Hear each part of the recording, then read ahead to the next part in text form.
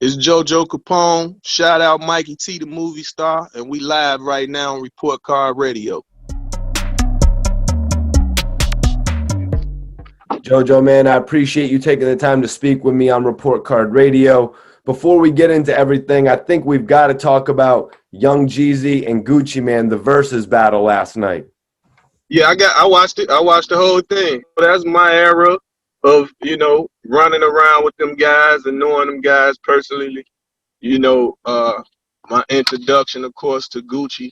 You know, we was promoting shows. These are my promoter days and promoting shows, and we had booked them for a show in Minnesota.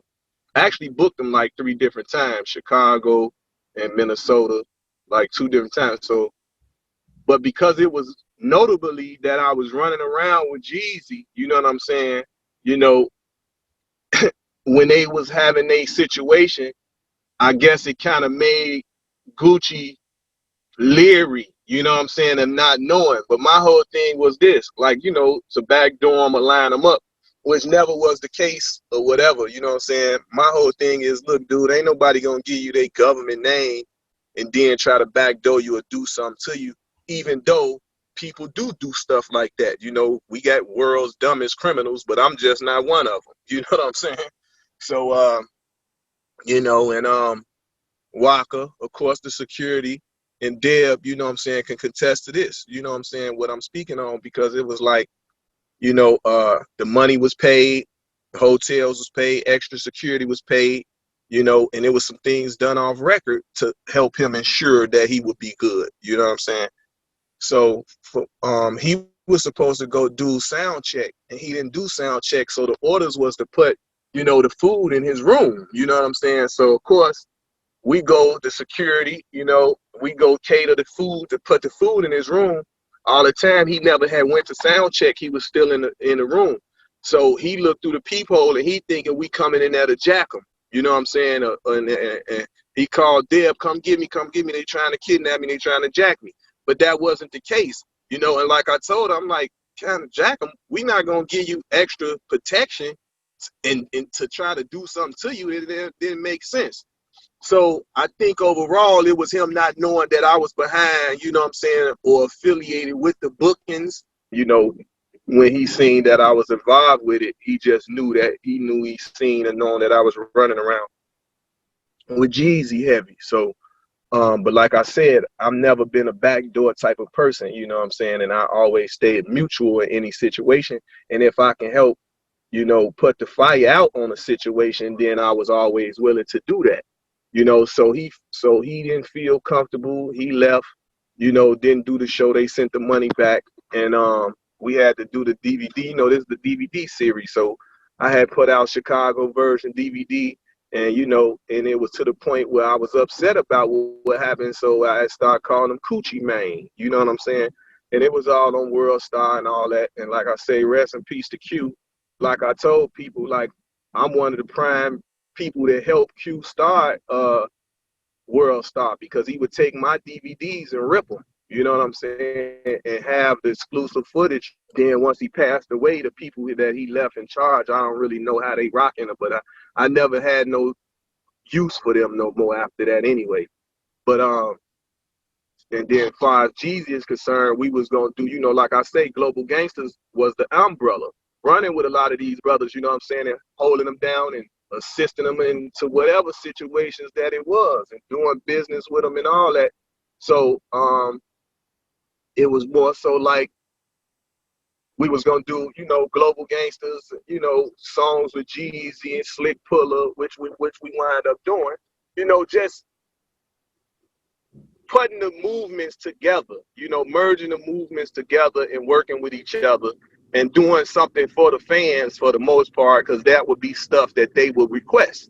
You know what I'm saying? So a lot of people don't understand, like, the fans play a big part in what goes on in the culture and in hip hop, and I hear, just to speak on certain things about like the culture vulture situations, to whereas that if it's a European dude, in hip hop, Vlad, yourself, or even what's the brother name over in Europe? Well, I think he in Europe, the guy over there. You know, when Oh, y'all Tim Westwood. Tim Westwood, you know what I'm saying? Now Adam 22. Now I'm speaking on this because I'm speaking on what I saw Adam 22 do last night. You know, doing the versus battle. You know, I seen him in the comments saying, I think I would want to quote him right, but it seemed like it was an instigating situation.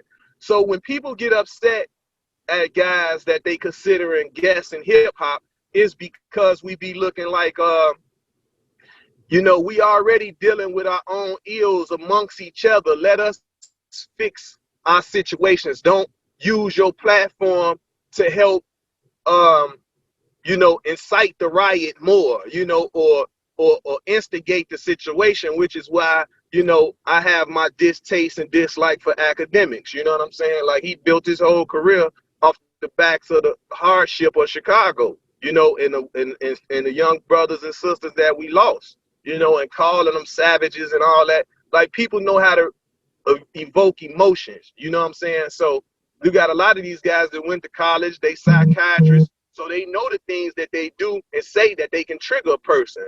You know, I done seen it and watched it. You know, you know, I'm an avid, you know,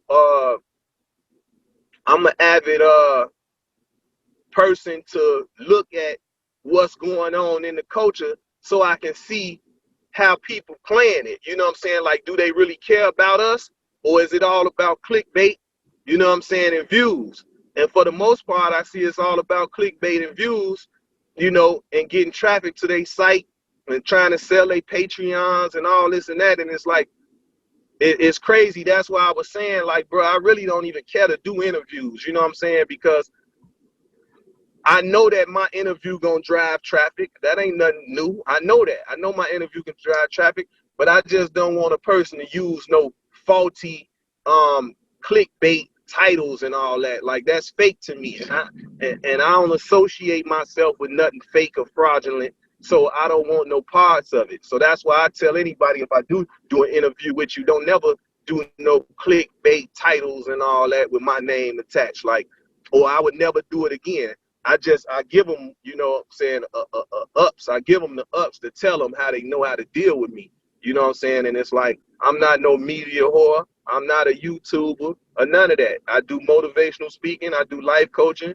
I do some management. I do some consulting. So yes, I'm gonna utilize all of the social media platforms for those causes and for those reasons.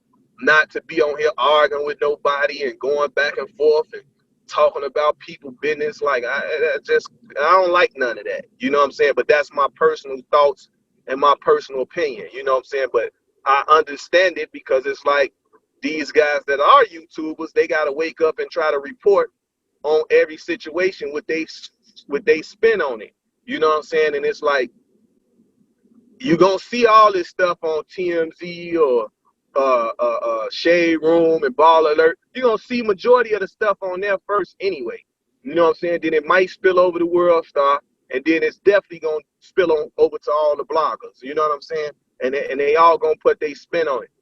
Now, like I say, for you, I had felt the need that, okay, Mikey T, say, Joe, I've been paying attention to you and your movement for over 9-10 years or whatever. So it's only right, you know what I'm saying, that I do an interview with you, because, you know what I'm saying, like I say, I never heard of you doing no bashing of me or none of that. You know, like, it makes sense that, yeah, you're not going to do no interview with nobody that be trying to bash you or go in on you or upset because you haven't got a chance to do the interview. And in some cases, it's like, if you ain't got nothing to talk about or you ain't marketing and promoting nothing, what you getting on the interview for? You know what I'm saying?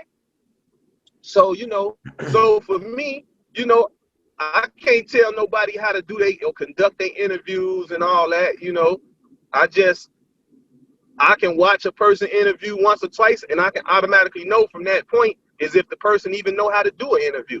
You know, if it's interesting or not, or it's foolishness, or they only reporting drama. You know what I'm saying? So I got the choice to say I don't want no parts of that. You know, but like I like how you said, man, I got some questions. I got some stuff jotted down. Like, I put some thought into this and this and that. And it's like, okay, cool. Now that's how interview is supposed to be conducted. You know what I'm saying? And so far, the first question was about, Jeezy and Gucci's verses, and I spoke on my part of me knowing them and things of that nature. And I'm glad that them brothers was able to settle their differences, for the culture and themselves. You know what I'm saying? And you got a lot of people that's biased right now, and they upset, and feel like, soon as Gucci started dissing his homie, he should have bought him and all this and that. So then you got adults with clear frame of minds that was probably raised to learn how to forgive and forget. You know what I'm saying? Say, hey man, it turned out well, and then they went and did an after party after the fact. And I'm quite sure as I'm hearing, people saying Pookie Loke family is upset at Jeezy, you know what I'm saying? And it's like, so I just wish for the best. Like I said, it's been 15 years with that going on, and no more bodies and nothing dropped behind that.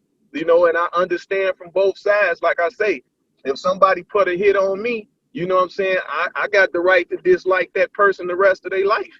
You know what I'm saying? Or he might feel balanced out because he became the victor in that situation. You know what I'm saying? But I don't know too many people that's gonna be at ease with something that can happen like that. You know what I'm saying, to them. So that's why I would forever be that friction amongst them. But they stay their distance from each other, and life goes on. You know what I'm saying?